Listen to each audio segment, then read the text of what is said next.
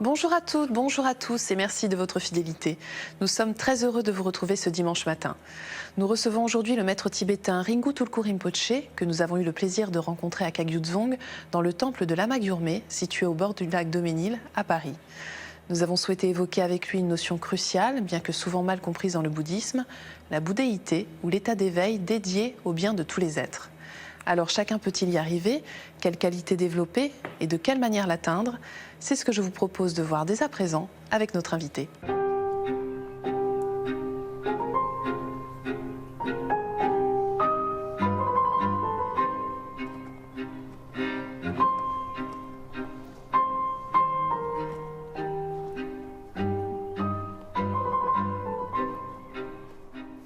Ringu Tulku Rinpoche, bonjour. Bonjour. Alors vous êtes né en 1952 dans le Kham, c'est dans le Tibet, au Tibet oriental. À l'âge de 5 ans, vous avez été reconnu comme la réincarnation de l'abbé du monastère de Rigul par le 16e Karmapa. Docteur en philosophie bouddhiste, vous avez ensuite étudié sous la direction de différents maîtres appartenant aux 4 écoles du bouddhisme tibétain. Et aujourd'hui, vous partagez votre activité donc entre l'Inde et l'Occident, où vous donnez de nombreux enseignements. Merci beaucoup d'être avec nous aujourd'hui, Rinpoche. Alors nous avons souhaité consacrer cette émission à un thème dont on parle souvent, mais qui est souvent mal compris, c'est la bouddhéité. Est-ce que vous pourriez tout d'abord nous définir ce terme?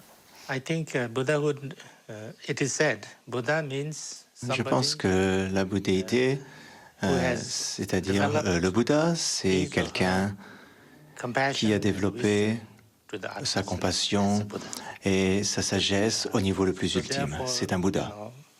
D'un point de vue bouddhiste, c'est une qualité que chaque individu et chaque être humain particulièrement peut développer. C'est l'état de Bouddha, la bouddhéité.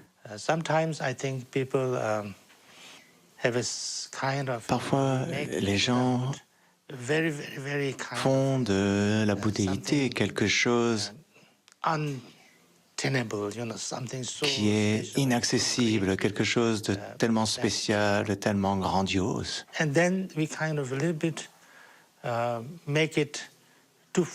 le met comme très distant de ce que l'on est. Mais ce n'est pas le cas. La bouddhéité, c'est quelque chose que tout être humain peut réaliser, atteindre, parce que c'est un rapport avec notre propre sagesse et notre propre compassion, qui est chez nous en tant que potentiel.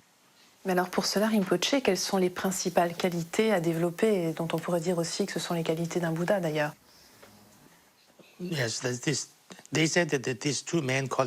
On parle de 2 qualités principales, la compassion et la sagesse.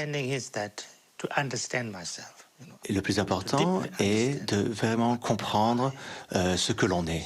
Qui suis-je? Lorsque l'on comprend en profondeur qui l'on est, notre façon d'agir, qui est en général mue par la peur, l'anxiété, ce désir continu de vouloir quelque chose de plus.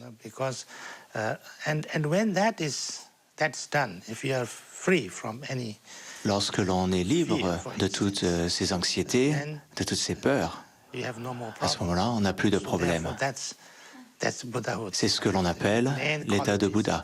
Et c'est la qualité principale de l'état de Bouddha. C'est ce que l'on appelle l'état sans peur. Ce n'est pas l'état de non-peur, du courage ou d'être courageux, mais c'est une compréhension profonde que l'on n'a pas besoin d'avoir peur de quoi que ce soit. Parce que l'on comprend qui l'on est, on a cette compréhension et on l'a d'une manière très claire. On comprend notre nature véritable. Et ça, c'est le point le plus important de l'état de Bouddha. Alors vous insistez souvent également sur un autre point en disant qu'il ne faut pas trop intellectualiser les choses, mais les voir telles qu'elles sont. Pourquoi est-ce que c'est si important, Rinpoche? En fait, comprendre intellectuellement, c'est aussi important parce que c'est le début. On essaie d'abord de voir les choses tout en raisonnant, on a une compréhension intellectuelle. Mais simplement comprendre intellectuellement, cela ne va pas changer notre expérience.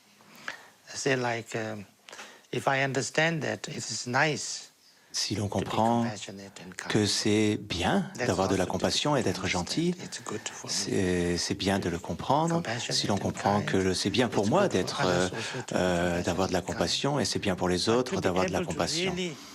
Mais pour vraiment le mettre en pratique, pour devenir cette compassion, pour agir de telle manière, ce n'est pas si facile.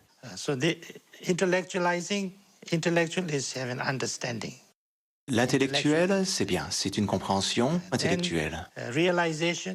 Mais la réalisation, c'est être capable d'expérimenter, d'en avoir l'expérience. Et ça, c'est la différence entre l'intellectuel et la réalisation. Je ne dis pas que intellectualiser, c'est inutile, parce que la compréhension intellectuelle est aussi une sorte d'expérience.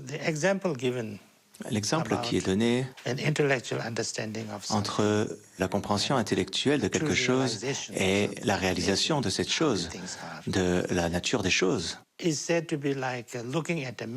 c'est comme regarder une carte et être dans le lieu. Si l'on regarde une carte, par exemple Paris,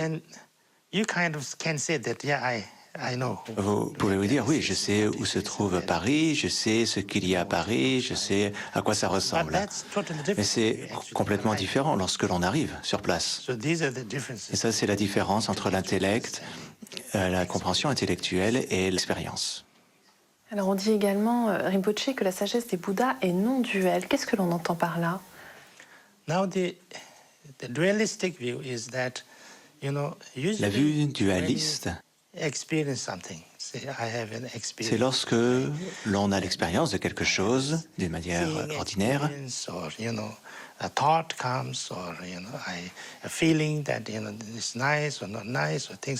par exemple, lorsque l'on voit quelque chose ou que l'on pense à quelque chose, ou par exemple on ressent que quelque chose est beau, quelle que soit l'expérience que l'on a, on a un aspect duel.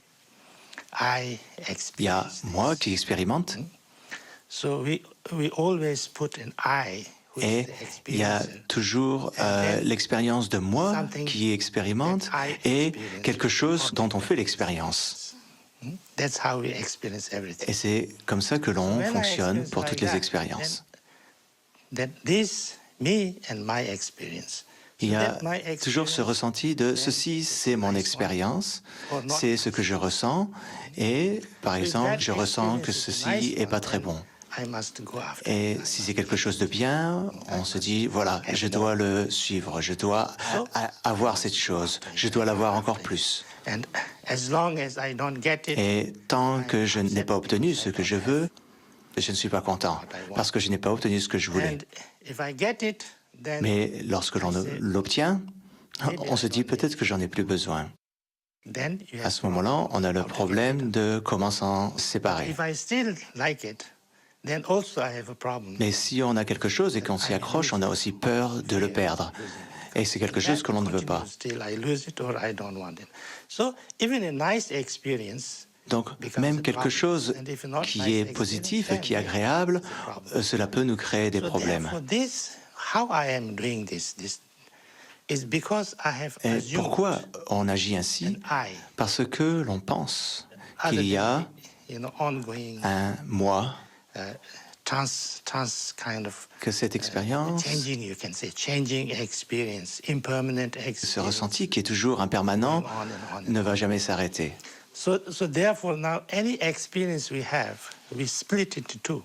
Et tout ce que l'on ressent, nous le divisons en deux. Il y a moi et ce que je ressens et l'objet que je ressens. Si l'on regarde en profondeur, quel est ce moi qui ressent les choses? On ne peut pas le trouver à l'intérieur de notre corps, on ne peut pas le trouver à l'extérieur, on ne peut pas le trouver dans aucune de nos cellules. Et il n'y a pas un moi qui soit différent de l'expérience même, ou il n'y a pas le moi qui est différent des pensées, par exemple. Et lorsqu'il y a la saisie de moi, il y a ce que l'on appelle l'ego. Et là, on a la peur. Parce que l'on a peur, par exemple, d'être touché, d'être détruit. Et tout ça est en perpétuel changement. Et c'est une vision dualiste. Alors, pour terminer cette émission, Rinpoche, est-ce que c'est vrai que justement le fait d'atteindre cette sagesse et cette bouddhéité ne se produit le plus souvent qu'au moment de la mort? No, I mean this enlightenment. Non. L'éveil Can be achieved anytime peut être atteint à n'importe quel moment lorsque l'on a cette compréhension correcte de ce que nous sommes. Ça, c'est l'important. Et parfois, l'on dit que lorsque l'on médite beaucoup, que cette expérience non dualiste, ce que l'on appelle la claire-lumière parfois, c'est quelque chose qui est d'une certaine manière toujours présente en nous, parce que c'est une expérience d'un état naturel. Mais comme on ne le reconnaît pas, on n'en fait pas l'expérience. Parce que l'on a trop de pensées, trop d'émotions, et que notre façon de voir les choses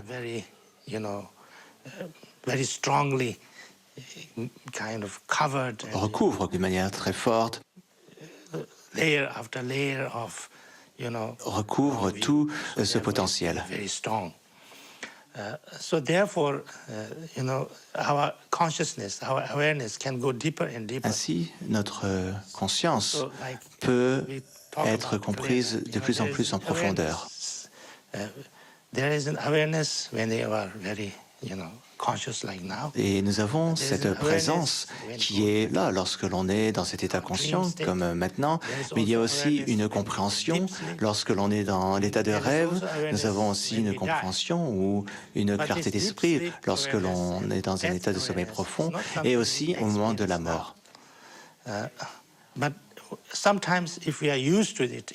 C'est un état différent de l'état de conscience que nous sommes dans cette vie, mais lorsque l'on médite, lorsque l'on s'entraîne à le développer, à ce moment-là, effectivement, au moment de la mort, ce sera peut-être plus facile de reconnaître cet état d'esprit, cet état de pleine conscience. What they call the mother clear light and Et c'est ce que l'on dit, par exemple, que c'est la claire lumière mère et la claire lumière fille qui se rencontrent. On dit que parfois, au moment de la mort, oui, on a une possibilité d'avoir cette expérience et réalisation. Mais d'un point de vue bouddhiste, c'est toujours présent en nous et il y a toujours la possibilité de le réaliser. Merci beaucoup, Rinpoche, pour toutes ces explications. Thank you very much. Merci beaucoup. Et si vous souhaitez aller plus loin, voici quelques livres que nous vous conseillons. Tout d'abord, l'ouvrage de notre invité Ringu Tulku Rinpoche, Et si vous m'expliquiez le bouddhisme, chez Nil Éditions, préfacé par Mathieu Ricard. Adapté d'un des grands textes fondamentaux, le livre répond de façon claire aux diverses questions sur l'éveil, le sens profond du bouddhisme, ainsi que les différentes démarches pour le comprendre et le vivre. Cette précieuse vie humaine, enseignement du bouddhisme tibétain sur la voie de l'éveil, de Khandro Rinpoche, aux éditions IFS.